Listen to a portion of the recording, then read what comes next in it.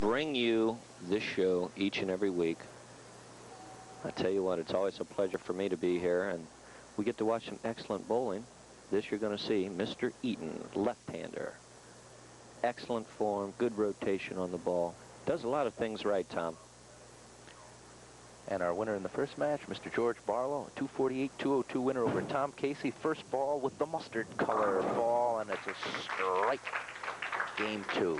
Strike. We're going to be hearing a little of that on 5 this year. How about that? Only 23 more days before the opener against the Expos. And with Pete Rose, I'll tell you what, it's going to be a great year. You're talking about a gold ball. Look at these shoes. Huh? How about Look at these shoes. Gold. 14K golden shoes. Let's see if he can bring him back the money. See if he can play worthy to the shoes today. That's right. The southpaw, Stan Eaton. Well, he's off to a good start. Stan Eaton, the 28-year-old vice president treasurer of his own company. Dave, watch it. Excellent. Right over the 12th board, going out to about the 7th, and then hooking back very sharply. Perfect. 10 pins in the pit. The 1-2 pocket is going to see some action today. Well, we're qualifying today at Hides. They put on a 4:30 shift. Who you think is leading? Tucky Perez, 727. Mike Whalen, 700. And Rick Hensley, 674. And for the girls, it's Regina Pollard with 571. Some familiar names over at Hides. 2 straight for Mr. Eaton. That's right. Next week.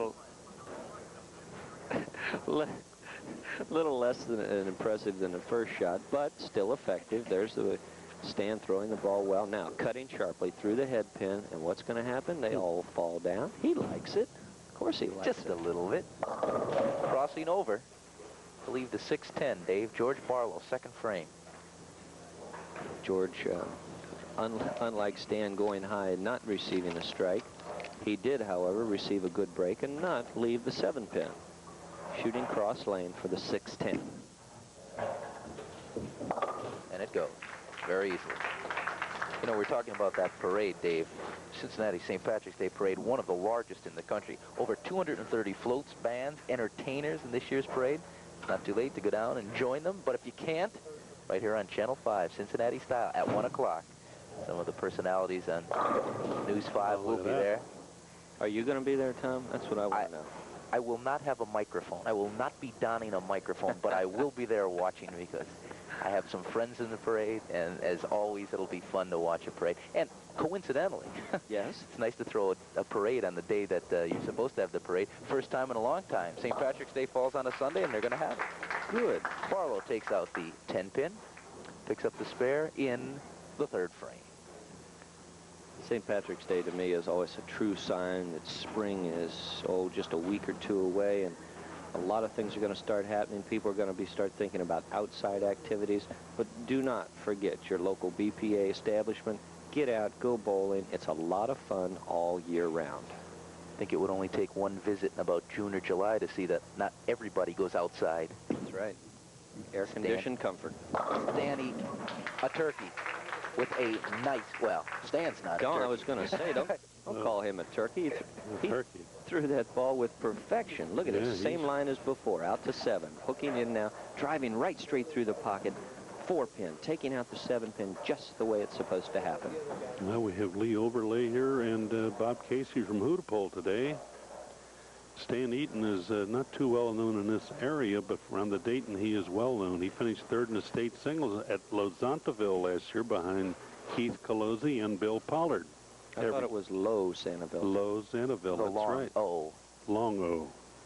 4th frame, Stan Eaton, and as Sam said, he's a relative unknown to the Cincinnati area as he leaves the 7-pin. He's batting 1,000, his first attempt to qualify on the BPA King of Bowling. 4-pin, not doing its job that time, Tom. Leaving a 7-pin, a weak 7-pin at that. There you see it.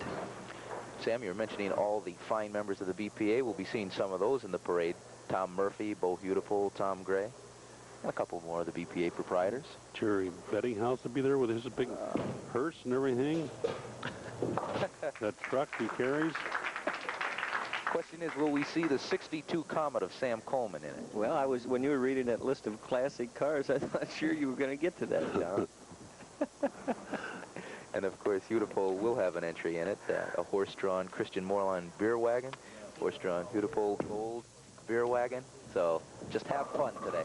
He better make an adjustment on the right lane, Tom. Tom Barlow going high, George Barlow going high for the second time in a row on the right lane. It's time to move. Everybody at home, do the same thing. If you're continually going higher, leaving a 4-pin, make a move. Throw the ball harder, move your feet to the left or right, depending upon where you're at on the lane, but do something. Or but you get will the spare. That's right. So, second game, midway through, and we've seen our first open today. It's a shame. The ball deflects sharply to the right after it hits the 3-pin. Right there. See it jump, just missing the back pin, the 9-pin. As they said on the national show, it's one of the most difficult multi-pin, non-split spares you can possibly shoot. 6 just did rings around the 10. Wrap around 10. That's what you call it, Tom. Hacksaw didn't work. Drilled it out of there. The bowling ball and nail wouldn't even have gotten that way. You wouldn't know it. So far, we bowled 42 games on the tube, and we're averaging 214. How's that for people at home watching some fine action week in and week out? George Barlow picks up the spare in the 5th, so we're halfway through game number 2. George Barlow and Stan Eaton. We'll be back with the rest of them in the King as you take a look at George Barlow, week number 8 of the BPA King of Bowling.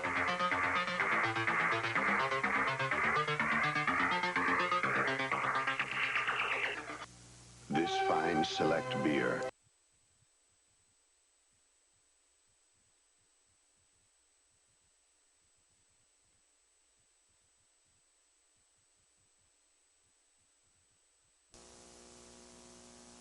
In the heartland of the nation.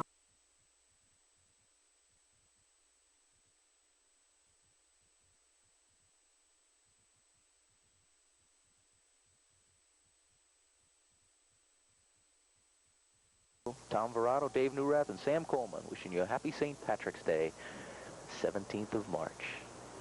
Stan Eaton, gold shoes and all, in command of this match so far. Can add to that the big left-hander with a strike here in the 5th frame.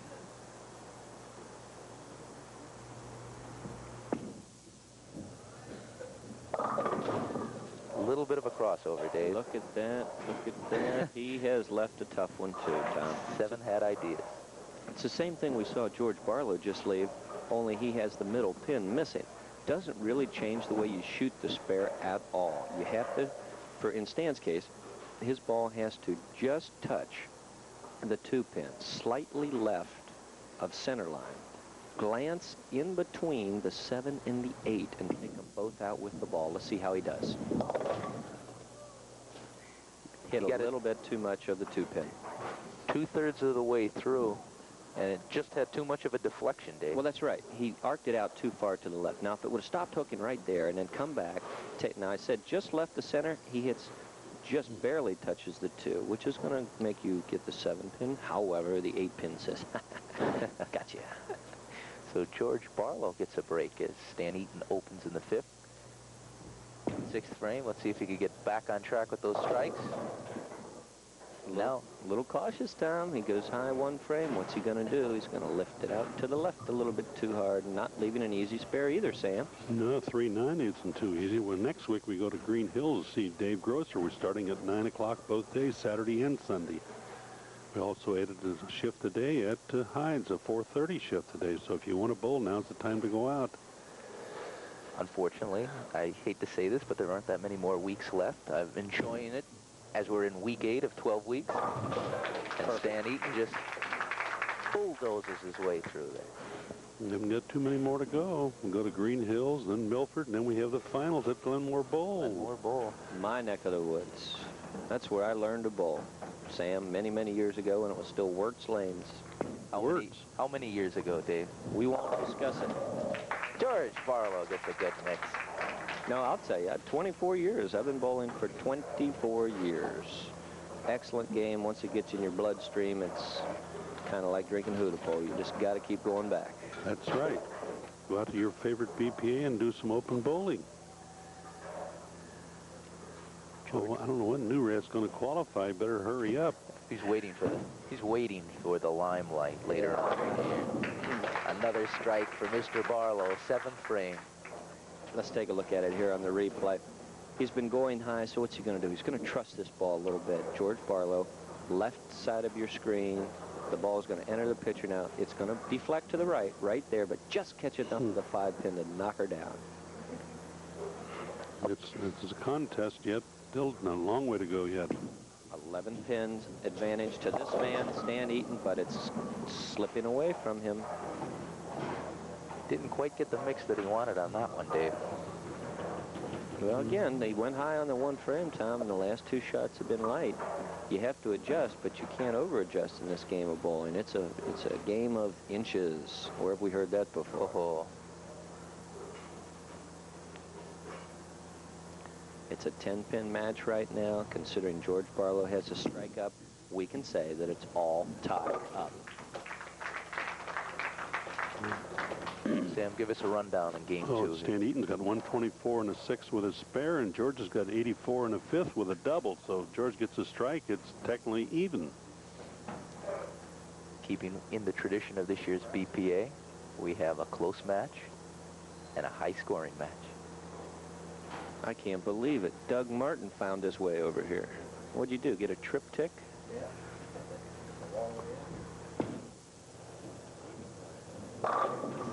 Dan Eaton below the rack here.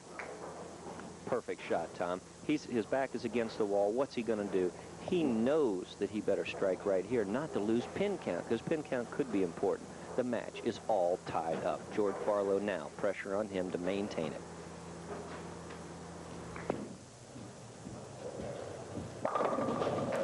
And he does. No problem there. I guess you'd say that's answering the call, wouldn't you? Answering the call 3 times over. His 3rd straight strike for George Barlow. Was a winner in the first game against Tom Casey, 248 to 202. We are at Loveland Lanes in Loveland, Ohio. A very lovely day, St. Patrick's Day.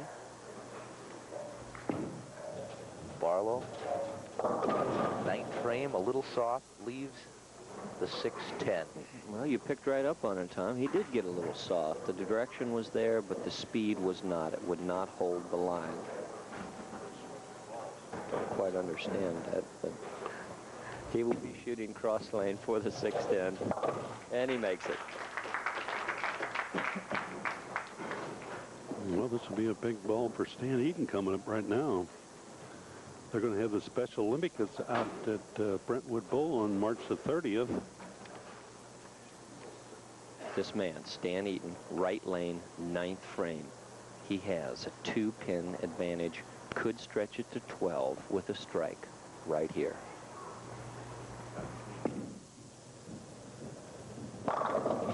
He liked it. He liked it, and why not? 10 pins down. The winner of this match going on to meet Kerry Logan, the king of bowling for week number 8. He got a little soft once, not anymore. Direct, right down through the hole, 1-2 pocket, 10 pins in the pit, every pin doing its job. 12-pin advantage. Stan Eaton, left lane, can put the match away with a strike right here.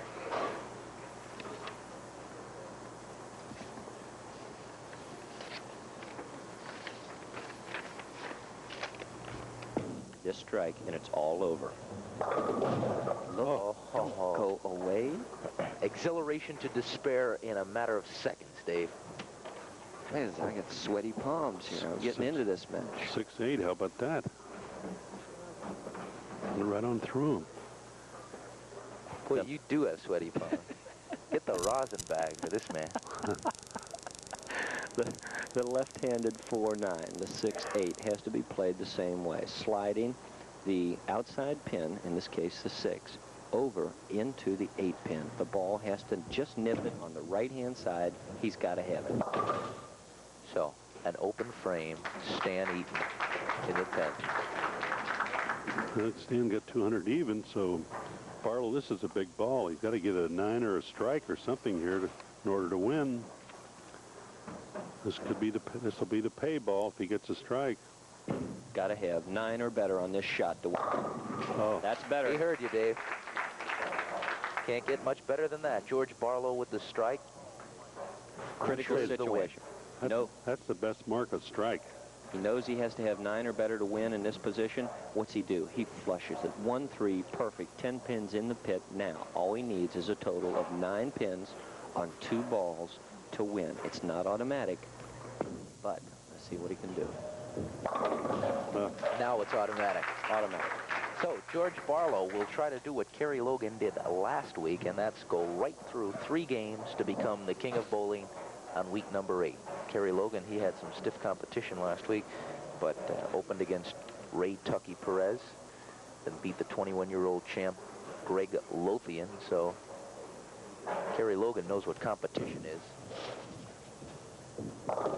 And there's Barlow's final ball. He leaves 1 pin standing, and he's the winner. Game number 2, week 8 of the BPA King of Bowling. So in the championship match, it'll be Kerry Logan the king against George Barlow. All of that action when we come back on the BPA King of Bowling. George Barlow, do your stuff.